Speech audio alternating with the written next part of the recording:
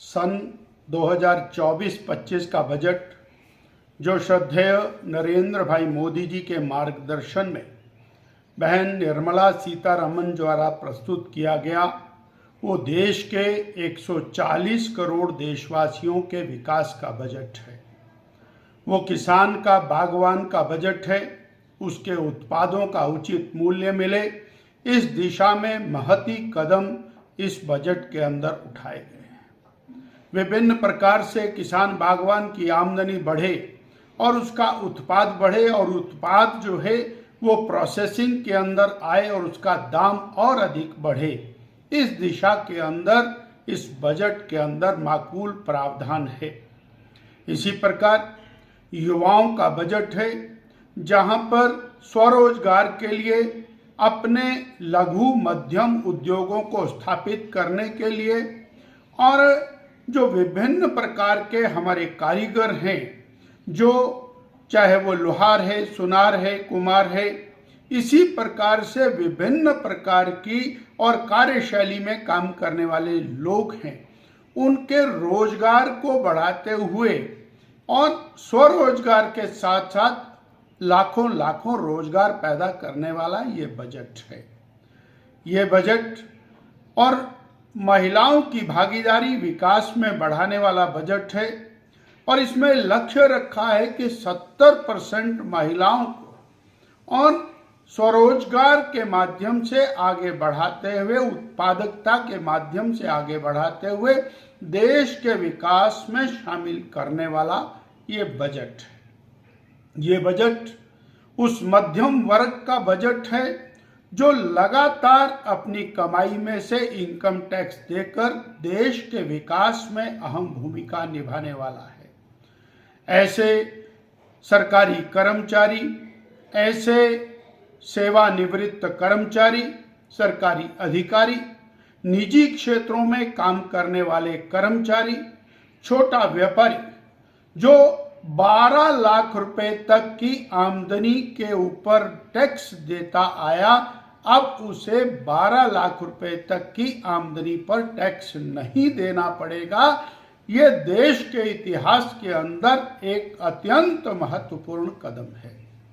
हिमाचल प्रदेश सर्वाधिक लाभान्वित होने वाला राज्य है, जहां कर्मचारियों की संख्या सर्वाधिक है, छोटे व्यापारियों की संख्या सर्वाधिक है, सेवानिवृत्त अधिकारियों और कर्मचारियों की संख्या सर्वाधिक है।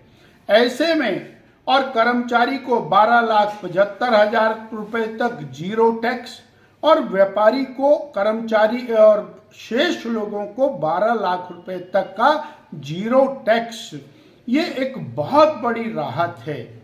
यहाँ तक कि 24 लाख रुपए तक का टैक्स देने वाले, आमदनी करने वाले व्यक्ति को 1,10,000 रुपए का रिलीफ इस टैक्स रिजीम के माध्यम से मिलने वाला है। इसका एक और लाभ होने वाला है।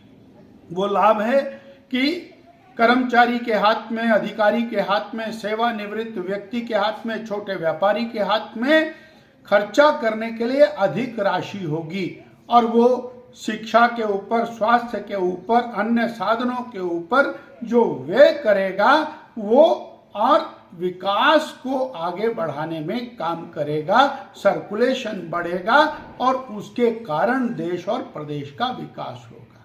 हम एक बात और कहना चाहते हैं, कांग्रेस की सरकारें लगातार देश में रही, पर 2014 से पहले केवल 2.5 लाख रुपए तक की आमदनी के ऊपर और जीरो टैक्स लगता था।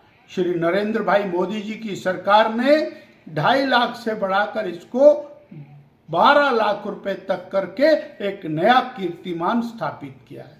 हम ये कहेंगे कि ये बजट किसान का, बागवान का बजट है। ये बजट गरीब का बजट है। उस गरीब जिसकी मुफ्त अनाज की योजना को आगे 5 साल के लिए और बढ़ाया गया, जो आयुष्मान कार्ड है उसका दायरा बढ़ा के 70 साल से ऊपर प्रत्येक व्यक्ति के लिए इसको किया गया, जो पक्के मकान बनाने का काम चला है उसको और तेजी गति से करने के लिए बजट का प्रावधान किया गया।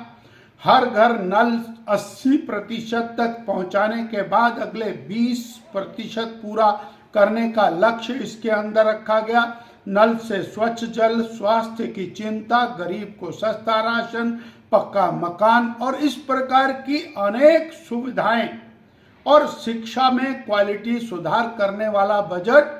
ये बजट रोजगार पैदा करने वाला बजट, करोड़ों करोड़ों युवाओं को स्वरोजगार और रोजगार देने वाला बजट है। महिलाओं को विकसित दिशा में आगे बढ़ाने वाला बजट है। अर्थात देश को 2047 में विकसित राष्ट्र बनाने की दिशा में इस